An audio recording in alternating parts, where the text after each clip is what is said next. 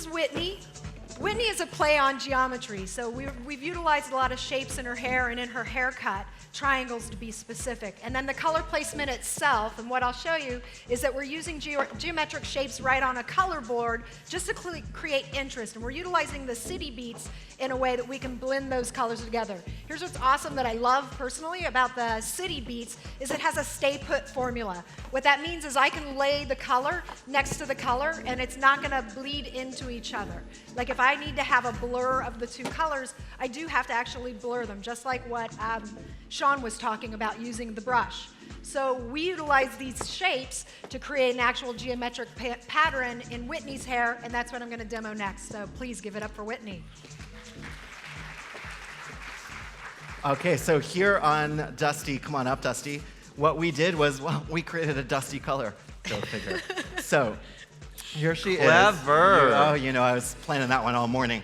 So with the color story. That's why you wouldn't have a drink with me last night when I asked. Exactly, you know. Big planner. It was in my mind. So here you can see the formulas of the shades that we worked with from City Beats. Now, the first thing you'll see is that we pre-tone. So it's sometimes when you're going for a cooler color story, it's important to pre-neutralize, get any unwanted warmth out of the hair before you go in with the final formula. One of our personal favorites, you see it up there, T, B, and V, the trifecta. All three of those together. Put it on the hair, neutralize, get rid of that yellow. Even let it get a little smoky, like you'll see my lovely client that doesn't talk much has. We've smoked her out a little bit to get her ready for this color story. And then you'll see the formulas. So if we can have camera come back live on her so we can see the tones, you can see it has almost like an iridescent feeling to it with, depending on which way she turns, you can catch a different glimmer of color. So these are inspired, the placement of it is inspired by a trend we've been seeing with this whole galaxy hair business that's been happening on social media. So inspired by that, but adapting the colors to be a bit more mermaid, just in time for summer and the beach. So I'm gonna walk you through how to create that technique. If you wouldn't mind, give some love for Dusty.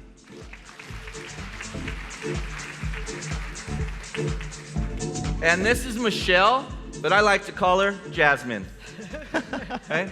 So what we did with Michelle was we went in and we did again, we used our pH bonder with our Flash Lift 20 volume, and then we went in with our City Beats. Sean talked about this earlier, the trend sunset edge, right? And being inspired by it. Relative to where you are, maybe the sunset is more of the sunrise in your life versus the sunset, right? But depending on what it is, many different colors you have to pull from, whether they're strong reds and coppers and different things, or even violets and different blues, depending on where you are, again, as I said, within that. So what we did here, we went in with some ponytails. On the top, think of just a horseshoe section right on top of the head above the round, and we used 5 ponytails. So what we did was we had 3 coming this way and we had 2 going that way. So taking that top grid and just breaking it up into 5 pies, yes? So think about 5 just triangles, right? So obviously there's 5, so they're all gonna connect like this, like a backgammon set. So we just had 3 going one way, 3 going the other. If you could look down, honey, but not depressed. Okay. That was good, huh, Richie? Right? All right. So with that, you could see the 2 that were over-directed this way, it's closer, the color's closer to there. The 3 that went that way, the color is more connected there. Same principle as what I've been teaching you with ponytails. When I over-direct, I get movement, but it has to go back to its home. So that's why we have the stagger with here. If you could turn to your right, sweetie. And then on the side, Incredible Sarah went in and did this finish and did this beautiful braid. Right here, below the round of the head, only front of the ear, we went in and did 3 ponytails. 1 back, 1 front, 1 back. And so what you have here is you have color that falls a little forward, color that falls back, color that falls forward. So you have the variety in there. I'm going to show you in a minute how we went and put the final color in there. Please don't give it up for me. Give it up for Jasmine, also known as Michelle in some of her friends' circles. 10, guys. I got one more piece here, then I'm going to bring out my next model. Perfect. So I'm coming in and I'm actually using, almost like doing a reverse balayage. I'm taking triangular sections just like I would do balayage, but I'm using my board and I'm coming in and I'm outlining in a dark color, and on the inside I'm creating a lighter color.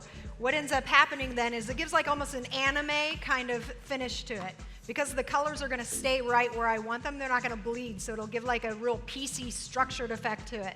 So I'm using the Indigo Skyline and the Broadway Blue to do its outline, and then the Indigo Skyline in the center again, and the East Village Violet. I'm using the board because I want to press that color all the way through inside that whole section. I want one big section at a time, totally saturated and colored for the effect. So what we're doing here to get that galaxy concept is we've split the head from front to back, ear to ear. Really simple. Starting in the back corner, you're going to pick either side you want to work off of. What I did was take a small C-shaped section off of the corner of that hairline. You know, I was doing the research on galaxy and looking at visuals of it because unfortunately I have good vision, but I can't see the galaxy from here. But Google told me that it was really swirly and looked like it had lots of pretty colors in it. So I thought, okay, swirly, lines or circles, no hard lines or corners. So You that's why we're Googled taking, galaxy? Oh, I Googled galaxy just to get a better accurate depiction versus what is in my head. Depiction. Did you You catch know, that word he threw at 'cause me? I needed to visually see it, just Right. exactly where it was. Got it. So taking these C-shaped sections, and what I've done is just brought each section in that C down to the foil. We're working with two different color stories. So I have a blue and green color story, and then my next color story is going to be two violets. Basically, now that I'm done this section, I use the edging brush to blur it together, and what I'm going to do is just place another foil over top. Then, directly on top of that, what I'm going to do is scoop out another C-shaped section. How thick or thin you make it, vary that as you work up the head. And basically, we're just going to keep creating rings of color up until we can't color anymore when we hit ear to ear. When we get to the front, we're going to pop to the opposite side we did it in the back. So you'll pick right in a corner of the front of our hairline and do the same thing. Make these circular motions, alternating your two different color stories. In the end, it all comes together with a really cool iridescent effect like Dusty's hair.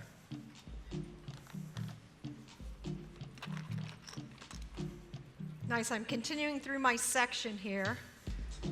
And I know that, you know, a lot of what interests me as a colorist is, especially with these bright colors, is how they interplay with each other without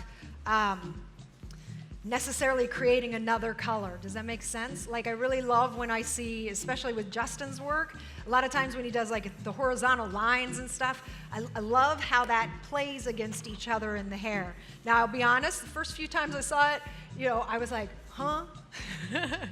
and the cool thing is this, is that as we move forward in trends, and they do get faster and faster if you watch on Instagram how quickly a trend picks up. As we move forward in trends, we have to be aware that a lot of times what we don't want to see today, what we don't like today, like tomorrow all of a sudden we're all about it, right?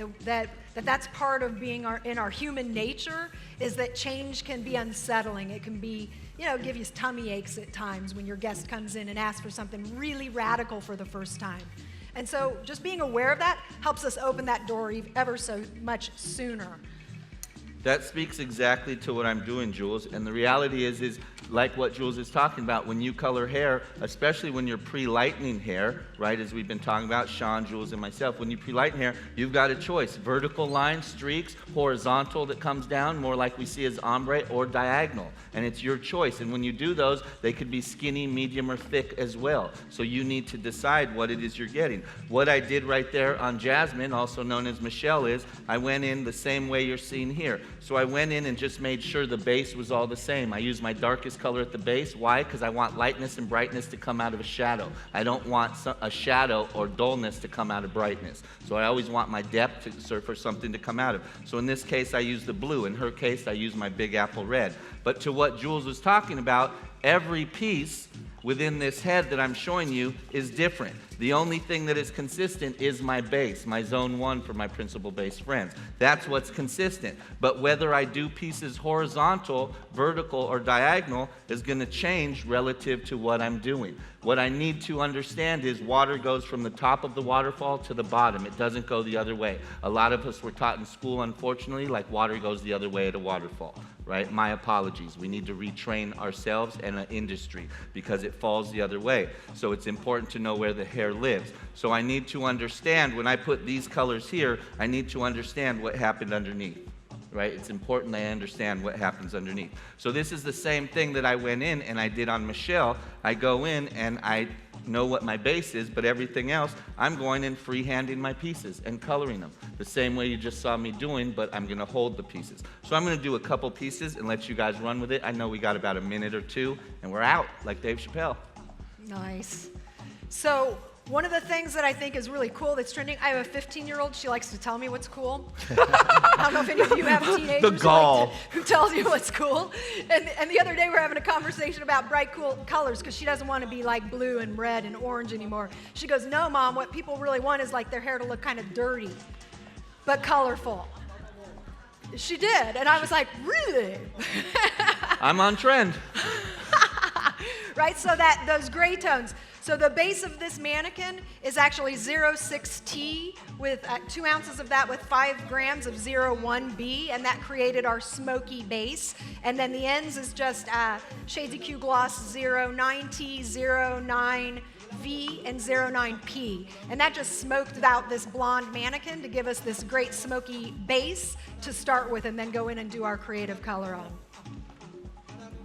So finishing up this section, you can see again, it was just recapping, going through in circular sections off of one side, alternating your color stories, using the edging brush to really transition those together and get that melt, and picking 2 families. So this is my green and blue story, then I have the violet and violet story. You're gonna stop when you hit the front of the parting from ear to ear when you can't color anymore, and then you're gonna pick it back up on the front opposite side. So I started back here in the back, I would start up here in the front, and do the same thing. So those circular movements will give you softness in the shape and give you lots of really pretty diffusions of colors with each of those veils that lay on top of one another.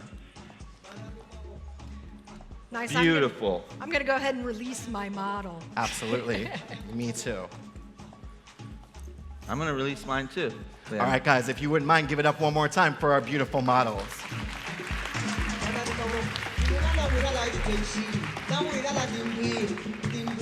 So my piece here, you could see what I did. I'm taking pieces, working from the back forward. Sometimes I take a diagonal, sometimes I take a horizontal line. It's relative to the shape. I bring it back, I tap in the depth that I want on that zone 1, my base, and then I hold it up. And now I go in and I paint just like I'm doing balayage. Just like I showed you, hold the brush more like chopsticks. I work it in with my hands, and then I drop it down, and that's it.